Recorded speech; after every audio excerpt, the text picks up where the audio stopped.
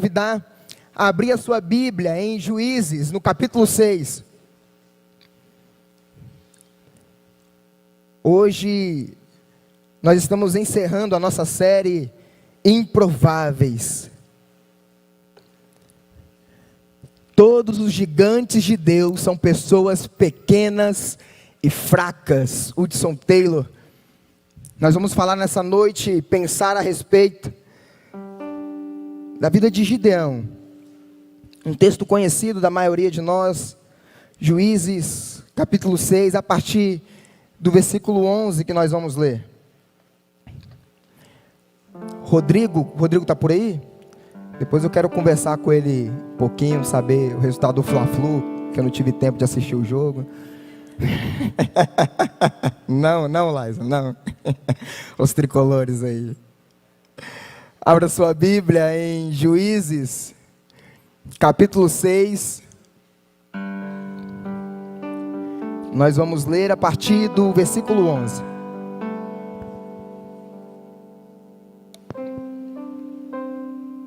Abra o acesso. Eu quero te fazer um pedido muito especial. Depois da leitura do texto bíblico, quero te encorajar a não fechar a sua Bíblia.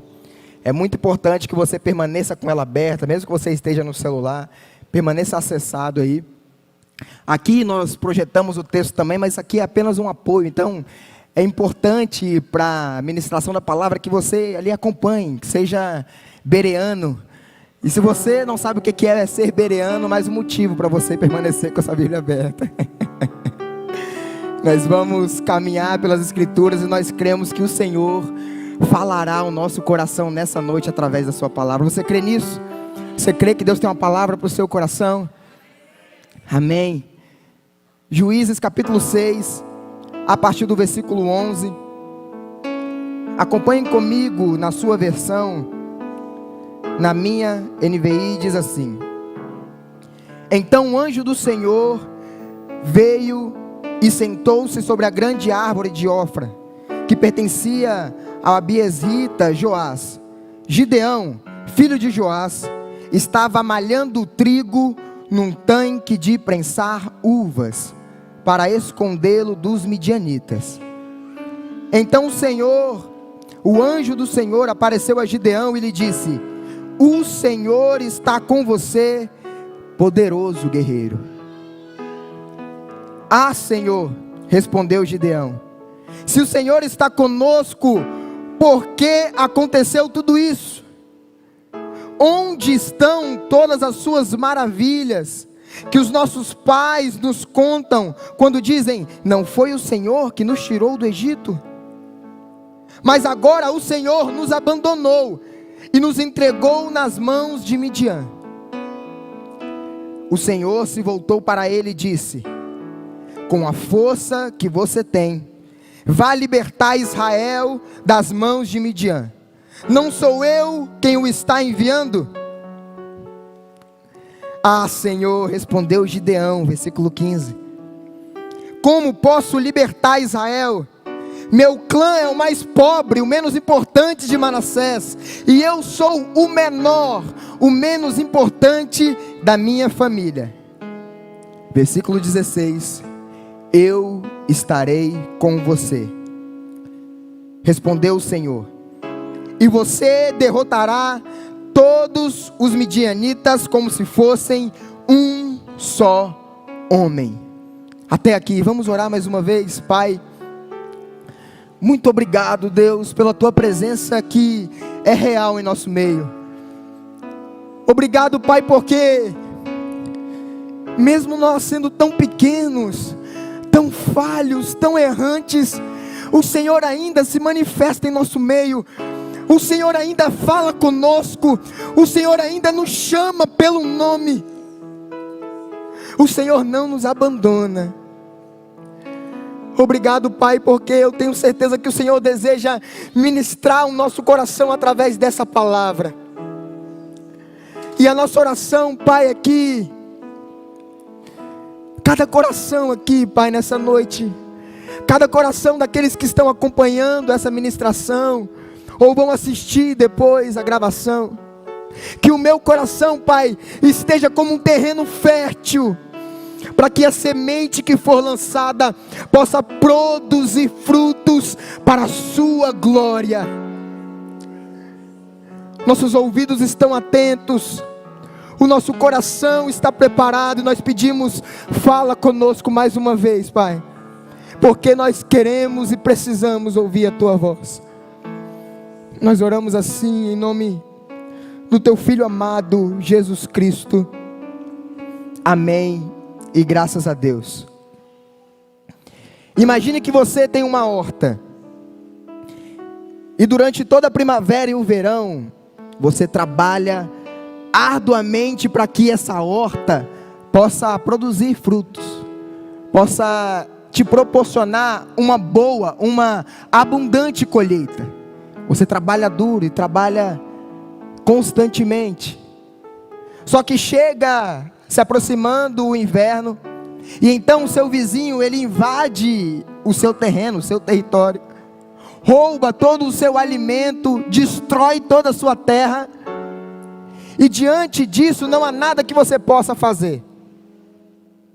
E isso acontece não apenas uma vez pontual e final, mas isso acontece ano após ano. Você trabalha arduamente, você produz alimento na sua plantação, e se aproximando o inverno, seu vizinho invade e rouba tudo e destrói a sua terra. Se você consegue imaginar essa cena na sua mente, você consegue ter uma ideia do que está acontecendo aqui, do que está acontecendo neste cenário. O povo de Israel conquistou a terra que mana leite e mel, mas está vivendo uma vida de pobreza, uma vida de escassez, uma vida de falta constante.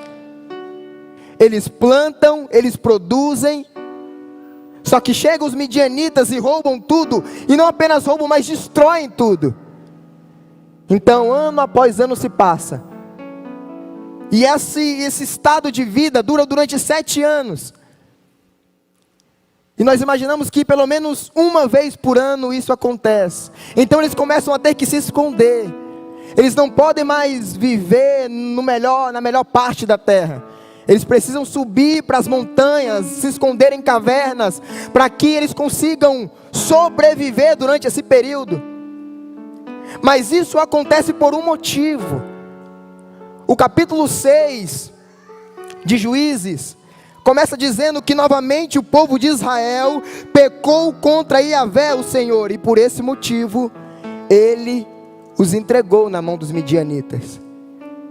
O Senhor tinha uma aliança com o povo de Israel, e a ordem era: vocês devem apenas me adorar, não prestem culto aos deuses dos seus inimigos. Não se rendam, não se prostrem aos deuses dos seus inimigos. E o versículo 10 vai dizer para a gente que eles não deviam temer os deuses, nem o poder dos amorreus, em cuja terra habitais, contudo, eles não deram ouvidos. Não temam os seus inimigos, mas eles temeram. Como nós sabemos que eles temeram os deuses dos amorreus, dos inimigos? Porque eles adoraram os deuses dos inimigos. Preste atenção nisso. Tudo aquilo que você teme sempre afetará a sua adoração. Tudo aquilo que nós tememos sempre afetará a nossa adoração. Por isso a ordem era: não temam, mas vocês temeram esses deuses, por isso se prostraram diante deles, e por isso estão na condição que vocês estão hoje. Se nós temermos a escassez, isso afetará a nossa adoração. Se nós temermos a falta de recurso, a falta de dinheiro para pagar a conta no final do mês, se esse temor, preste atenção, tomar conta do nosso coração, certamente isso afetará a nossa adoração. Se você teme ficar sozinho, não se casar, não constituir uma família, isso toma conta do seu coração, você corre o risco de cometer o pecado da idolatria também, quando você encontrar alguém, achando que aquela pessoa vai suprir toda a sua falta, achando que aquela pessoa vai trazer as respostas para o seu coração. Tudo aquilo que nós tememos afeta a nossa adoração. E então o povo se rendeu ao Deus dos inimigos, prestaram culto a eles, e agora estava vivendo uma situação de completa escassez, de falta. Neste cenário tão difícil, eles se lembram do Senhor, veja bem. E então, mais uma vez, o texto vai dizer que eles clamam ao Senhor, pedindo por socorro. Senhor, intervém na nossa situação. Então Deus, Ele levanta um profeta para exortar o povo. E o Senhor diz aquilo que nós lemos aqui no versículo 10. E logo depois nós vemos o que se segue no versículo 11 e 12, o chamado de Gideão. Deus levanta um homem de uma tribo, a mais pobre de todas. Levanta um homem que era o menor da sua família. Levanta um homem improvável, cujo pai era um dos maiores idólatras, porque era na casa dele, era o pai dele que tinha um altar feito para Baal. Deus levanta esse homem completamente improvável para poder libertar Israel. E antes do Senhor enviar Gideão como um libertador, Ele chama ele, dá um destino. Deus sempre vai dar um destino para o improvável. Deus sempre vai dar uma direção, um propósito para os seus filhos e filhas que Ele chama, que são improváveis. Acompanhem comigo o versículo 12. O chamado de Gideão.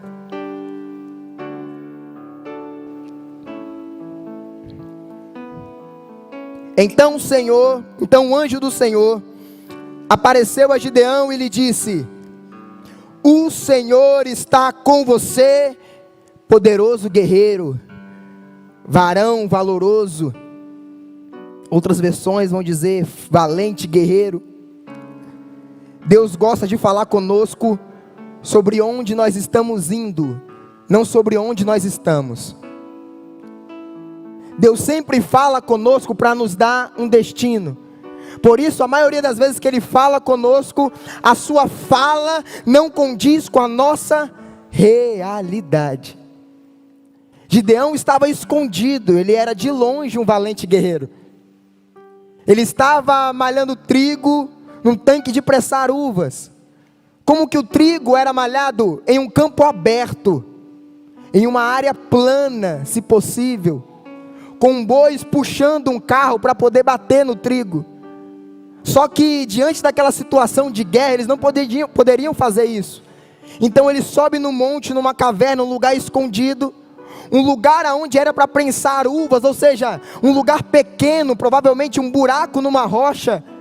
Está ali Gideão malhando trigo, e provavelmente uma pequena quantidade, porque ele não conseguiria malhar trigo em grande quantidade naquele local. E era um trabalho que normalmente era feito por bois, mas está ali Gideão, com uma vara batendo e malhando trigo, totalmente escondido, totalmente amedrontado. E então o anjo do Senhor aparece: o Senhor é contigo, valente guerreiro. Gideão, eu acredito que ele tenha se assustado. Como assim, valente guerreiro?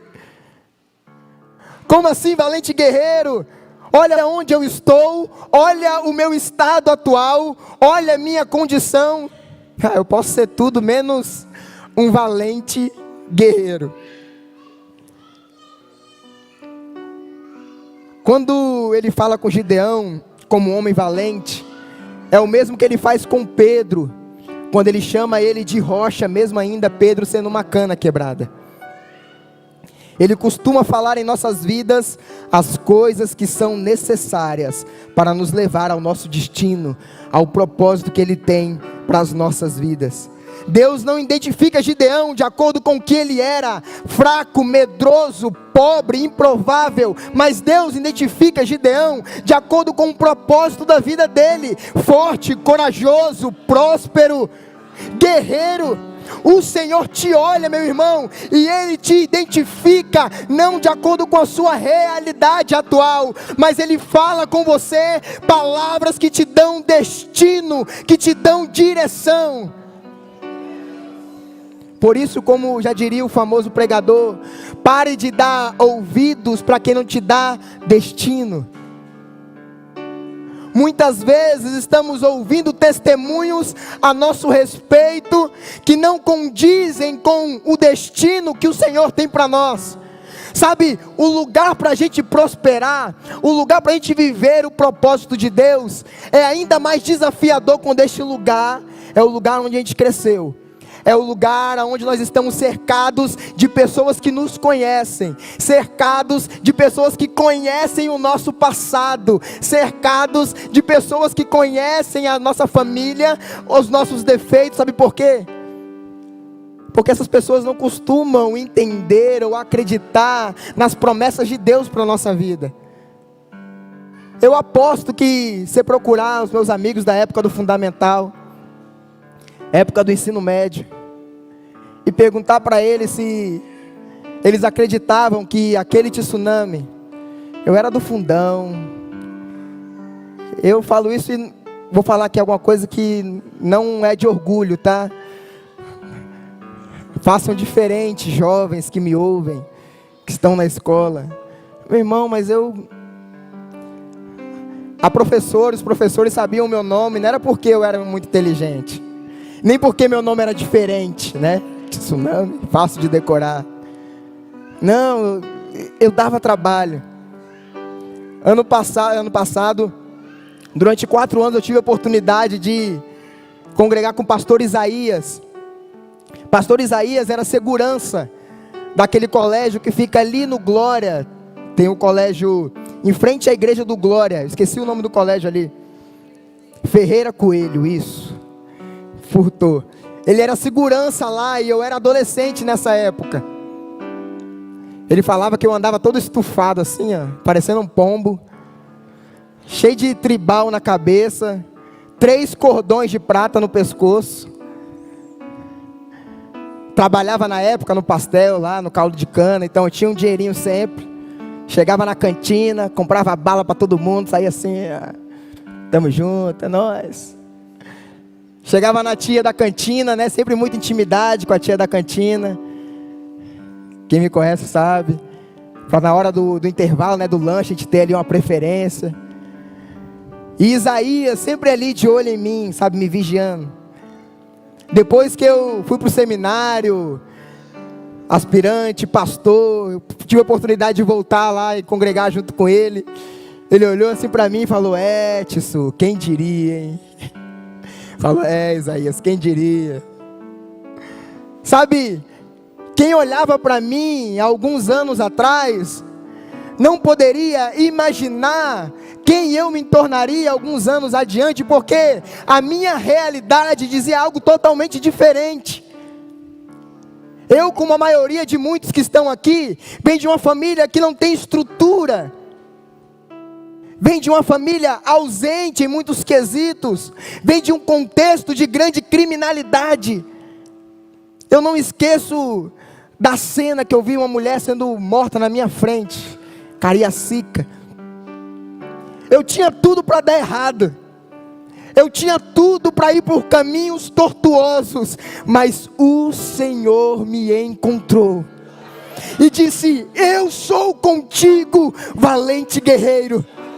Mesmo que a sua circunstância não diga isso, mesmo que as pessoas que estão ao seu redor não acreditem nisso, fique com a palavra que eu tenho a seu respeito. Não fique com a palavra do que as pessoas pensam sobre você, mas guarde a palavra daquilo que o Senhor pensa sobre você. E os pensamentos dele é de paz e não de mal, de dar um futuro para o seu povo. Sempre que Deus chama os improváveis, Ele dá aos improváveis um destino. E então, essa história é maravilhosa. Gideão tem esse debate com o anjo do Senhor. Ele fala: beleza, então, espera aí um momentinho. Eu vou ali pegar um alimento que eu quero dar, um sacrifício, oferecer uma oferta. Então Gideão vai e busca um alimento leva até, coloca na pedra, o anjo fala, olha, joga o caldo aí em cima, ele joga o caldo, toca com o cajado na rocha, então a oferta ela some, o sacrifício ele some, ele é consumido. Gideão, parece que aqui ele tem um start da experiência que ele está vivendo, e ele é tomado de temor, e o anjo fala, olha, não temas. Então o texto vai dizer que ele coloca o lugar daquele monte de Javé Shalom, o Senhor é a nossa paz. Ele oferece o sacrifício, e logo depois o Senhor dá uma ordem muito interessante para ele. Olha, Gideão, agora você vai destruir o altar de Baal. Agora você vai juntar tudo aquilo lá que construíram, vai colocar ao chão, vai oferecer um sacrifício, pegar o boi lá que pertence a seu pai e oferecer um sacrifício para mim. Mas Gideão ainda estava temeroso. Além de um destino, o Senhor também tinha dado para ele uma garantia de que eu estarei com você. É o que nós lemos no versículo 16, eu estarei contigo, Gideão, então não temas, eu te dou um destino, mesmo que você seja improvável, eu te dou também uma garantia, eu estarei com você. A presença manifesta do Senhor é o ponto de partida para o milagre.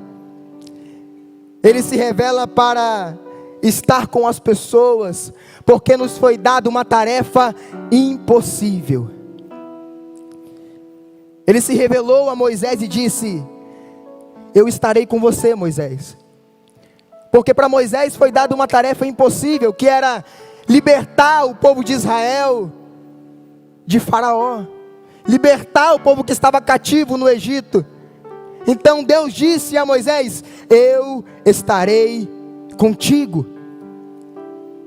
O Senhor, Ele promete, Ele nos dá essa garantia de que, mesmo que a tarefa seja grande demais, mesmo que a tarefa seja além daquilo que os nossos braços conseguem alcançar, nós vamos alcançar, não porque somos poderosos, mas nós vamos alcançar porque Ele está conosco. Foi desta forma com Moisés, um homem já idoso, 80 anos, assassino, com dificuldade de comunicação, era impossível para Moisés, mas o Senhor estava com ele. Era impossível para Davi, um menino que o texto vai dizer que não tinha porte de guerreiro. Eu me identifico com Davi aí. Um menino com apenas uma pedra, mas o texto diz que o Senhor era com ele. Era impossível para Sara e Abraão, uma mulher idosa, uma mulher que era estéril, um homem que já era também avançado de idade, serem pais de uma multidão, mas o Senhor era com eles. Era impossível para Pedro andar sobre as águas, mas o Senhor era com ele. Era impossível para Maria, uma jovem virgem, ser a mãe do Salvador. Era impossível. E quando ela perguntou como isso iria acontecer, o anjo respondeu, o Espírito Santo descerá sobre ti, o Altíssimo, o poder do Altíssimo te envolverá, e você dará a luz ao Filho de Deus, ao Santo de Israel. Da mesma maneira, Isabel, que é a sua parente, aquela que muitos diziam que era estéril, já está grávida de 6 meses. Porque para Deus nada é impossível. Para os homens pode ser impossível, para os homens pode parecer sem jeito, mas eu vim aqui para te dizer, meu irmão, que para Deus nada é impossível. Em Atos, no capítulo 1, versículo 8, nós lemos que os discípulos receberam uma missão que diante dos olhos humanos era impossível. 12 homens teriam que pregar em Jerusalém, Samaria, Judeia, até os confins da terra.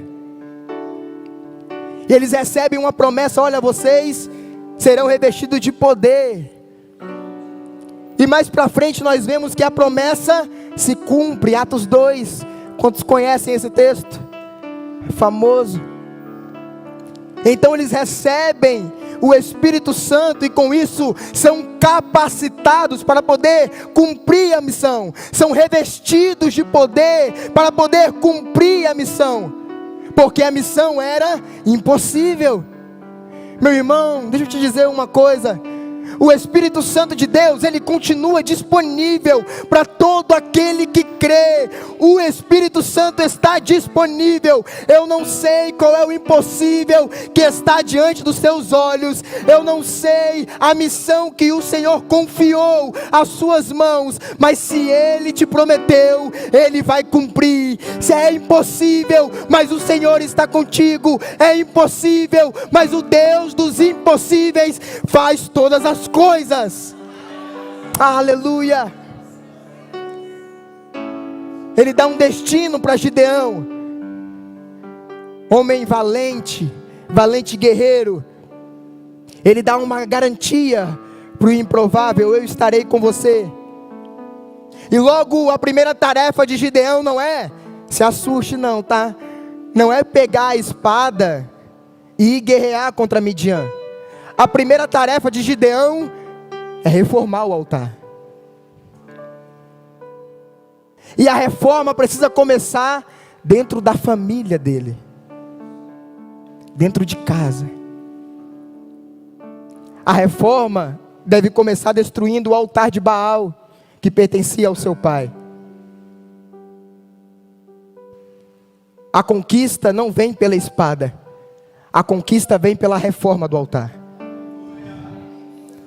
A conquista não vem pela força do nosso braço, pela força do nosso intelecto. A conquista vem pela reforma do altar. Então Gideão, ele destrói o altar de Baal. Faz isso de noite, porque ele não é bobo de fazer isso durante o dia e tacarem pedra nele. Ela é ruim, esperar todo mundo dormir. De noitinha, chama mais 10 aqui, me ajuda, porque o trabalho é tenso. Chama 10 servos. Olha, nós vamos quebrar tudo, mas faz no sapatinho, tá? Porque se alguém acordar, a gente está perdido. Ele não queria que descobrissem que fosse ele. Mas a sequência do texto vai mostrar que ele não ficou escondido muito tempo. Porque assim que acordaram e viram o que tinha acontecido, começaram a se perguntar: quem fez isso? Fizeram uma investigação, apuraram, puxaram as câmeras e viram que Gideão tinha destruído o altar. Foram até a casa de Joás, seu pai, e falou: entregue esse moleque, esse menino, que a gente vai matar ele. Ele não é nem doido. Destruiu o altar de Baal. O pai dele defende ele e fala: não, que Baal contenda contra ele. Então Gideão passa a ser conhecido como Jerubaal, que Baal contenda contra ele. E a sequência do texto vai nos mostrar que Gideão, depois de tudo isso, essa bagunça, ele conclama então uma guerra santa. Ele chama os israelitas de outras tribos para poder somar força junto com ele e guerrear junto com ele. Ele pede uma prova para Deus. De novo Gideão aqui, vacilante, temeroso. Pede mais uma prova para Deus, duas na verdade, a lã e o orvalho. Senhor, quando eu acordar, quando amanhecer, eu quero que apenas esse copo esteja molhado por causa da brisa da manhã, o orvalho da manhã, e que todo o envolto esteja seco. Dessa forma aconteceu. Gideão, não satisfeito, pede mais uma vez: Senhor, olha, tenha paciência comigo. Tenha paciência comigo, Senhor. Eu quero te pedir mais uma vez uma prova. Que aconteça o contrário. Que em volta aqui desse copo, no caso a lã, esteja molhado, mas que o copo permaneça seco. E o texto vai dizer que mais uma vez dessa forma aconteceu. Aí Gideão, agora não tem jeito. Estou tentando aqui fazer de algum jeito para poder fugir do meu chamado, mas Deus está respondendo. Então agora a gente vai ter que batalhar. Juntou 32 mil homens. É muita gente, não é? Mas não era nem perto do tamanho do exército inimigo. O texto nem enumera o exército inimigo de tão grande que era. O texto vai dizer que parecia uma grande nuvem de gafanhotos. Eram muitos. 32 mil homens reunidos, e Deus olha para aquela multidão e fala: é gente demais. Esse povo corre o risco de achar que foi pelo braço deles que eles conquistaram a vitória. Então Gideão faz o seguinte: vira para essa turma aí de 32 mil e fala o seguinte: quem tiver com medo, pode ir embora. Quem tiver com medo não precisa ficar, pode ir. E o texto vai dizer que 22 mil foram embora. 2/3 do exército estavam com medo. E se eu e você, aqui entre nós, estamos entre os 10 mil e tem uma segunda chamada, eu ia levantar minha mão. Antes eu não estava com medo não, mas mais da metade do exército, 2/3 foram embora. Ficam 10 mil. Deus olha para aquele exército e fala: olha, é gente demais ainda. Você vai fazer o seguinte: desce com eles até o lago, eu vou te contar um mistério lá, eu quero reduzir ainda esse povo. E o que nós lemos no capítulo 7, versículos 5 e 6.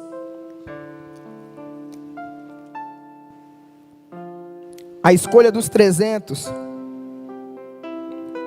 Assim Gideão levou os homens à beira da água, e o Senhor lhe disse: separe os que beberem a água, lambendo-a como faz o cachorro, daqueles que se ajoelharem para beber. O número dos que lamberam a água, levando-a com as mãos à boca, foi de 300 homens. Todos os demais se ajoelharam para beber. Como que foi essa prova? Onde 9.700 foram reprovados. Mandem eles beberem. Aqueles que colocarem o joelho no chão e beberem a água, mandem embora. Aqueles que pegarem a água para beber, enquanto permanecem atentos àquilo que está à sua volta, esses são os 300 que você vai separar. Os 32 mil reduzidos a 300 não foi uma redução inconsequente do Senhor. Agora era 300 homens, mas 300 homens mais valentes, como diz a canção. 300 homens corajosos, 300 homens destemidos, 300 homens que estavam prontos e atentos para a batalha. Bill Johnson, um grande pregador avivalista americano, comentando esse texto, ele vai dizer que muitas vezes o Senhor reduz o seu povo até o seu ponto de força. Porque com aquelas pessoas ele poderá construir um alicerce que será duradouro. Você está entendendo isso? É isso que está acontecendo aqui. O Senhor reduziu o povo, mas a um ponto de força. Agora você tem 300 homens corajosos para lutarem junto com você, que vão construir algo que será contínuo, que será duradouro. Gideão então, talvez feliz ou não, ainda com medo, ao final daquele dia o texto vai dizer que o Senhor fala com Gideão: pronto Gideão, acabou, agora pode descer, porque eu estou entregando Midian nas suas mãos. Mas olha Gideão, se você estiver com medo, desce com seu servo Purá e ouve o que eles estão dizendo, ouve o que o inimigo está dizendo. Então Gideão desceu. Se você está com medo, desça. Então Gideão desceu. Isso quer dizer que Gideão estava com medo, mas ele foi lá. Um pouquinho atrás, todos aqueles que estavam com medo foram liberados para irem embora. Mas os líderes não têm essa opção. Você tem que aprender a lidar com as suas coisas. Muitas vezes a maneira que Deus vai fazer não é te deixando ir para onde você quer ir, mas te levando a um local onde você vai ser encorajado para lutar as batalhas que Ele tem colocado diante de você. Para os líderes não é dada essa opção de ir embora. Gideão então é encorajado, ele monta uma estratégia fundamental aqui, e muito louca, para ganhar aquela batalha. Em uma mão vocês vão carregar um jarro com uma tocha dentro, e em outra mão vocês vão carregar uma trombeta. E quando eu falar e gritar, vocês vão tocar as trombetas e quebrar o jarro com a tocha dentro, e vão dizer pela espada por Deus e por Gideão. E isso acontece, o decorrer do texto ele é lindo. O exército ele fica confuso por conta do barulho e começa a fugir correndo. Começam a se bater entre si e começam a se matar entre eles mesmos. Quem é que ganha guerra com trombeta e com jarro com fogo? Estratégia de louco. Mas era para que o poder do Senhor pudesse se manifestar no meio deles, para mostrar que não é pela espada que vocês ganham, não é pelo seu poder bélico que vocês ganham, não é pela sua força de argumentação que você vai ganhar as suas guerras, não é pela força do seu braço que você vai ganhar as suas guerras. Nós vencemos as nossas guerras quando o Senhor está conosco, porque é Ele que luta as nossas batalhas. Aleluia, aleluia. Eles começam a fugir, então, grande parte do povo. E Gideão com seu exército começa a perseguir eles. E a perseguição aqui, ela é longa.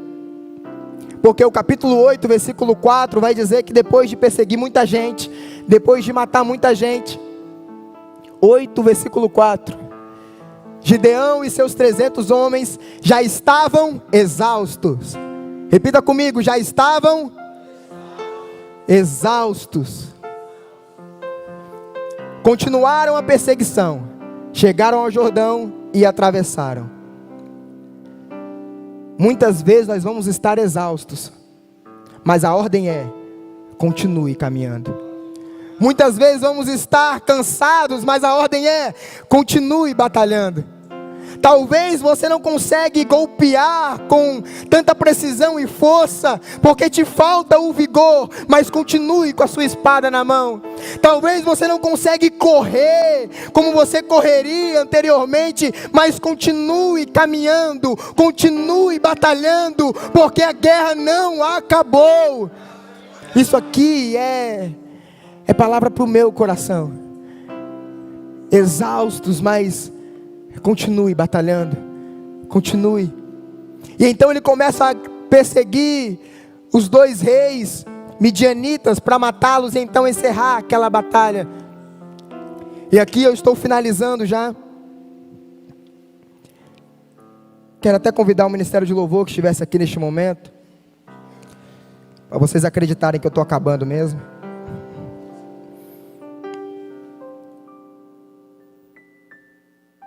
Ele consegue alcançar esses reis, e o diálogo que ele tem com Zeba e Zalmunna, ele é revelador.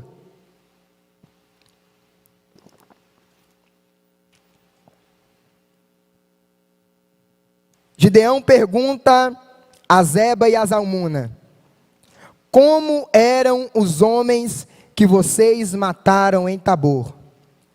Eram como você, responderam. Cada um tinha o porte de um príncipe. Cada um tinha a aparência de um filho de rei. Cada um tinha um aspecto de um filho de rei. Como que Gideão saiu do capítulo 6 se perguntando: quem sou eu? Para que eu estou aqui? E chegamos até o capítulo 8, onde o texto vai dizer que Gideão tem a aparência, tem um aspecto do filho de um rei. Gideão entrou no seu propósito. Sempre que nós entramos no nosso propósito, nós somos transformados à imagem e semelhança dele. A imagem e semelhança que o pecado corrompeu, A imagem e semelhança que o afastamento corrompeu, ela é resgatada quando nós entramos no nosso propósito. Dessa forma, Deus, Ele não apenas dá um destino aos improváveis, Deus não apenas dá uma garantia aos improváveis, mas Deus também transforma, Deus dá uma identidade a todos que são improváveis. Aparência de filho, de filha, de rei. Eu não sei, meu irmão, você que está aqui nessa noite, se você se sente o filho de um rei. Se você olha no espelho e fala, não, aqui está a filha de um rei. Mas eu quero te dizer que o Senhor deseja te chamar novamente de filho amado. E restaurar a aparência que por algum motivo foi perdida em você. Deixa eu te dizer uma coisa. Não adianta a gente postar versículo bíblico, a gente viver uma amizade com o Evangelho, ser amigo de Jesus, mas não nos comprometermos com Ele. Ele deseja nos chamar de filhos amados. E deixa eu dizer para você, nem todo mundo é filho de Deus não, tá? Nem todo mundo é filho de Deus. O que o texto bíblico diz é que aqueles que creram, aqueles que receberam, a estes Ele deu o direito de serem chamados filhos de Deus. É preciso crer, é preciso receber a Jesus como nosso único e suficiente Salvador, para ter a imagem de filho, de filha, de rei.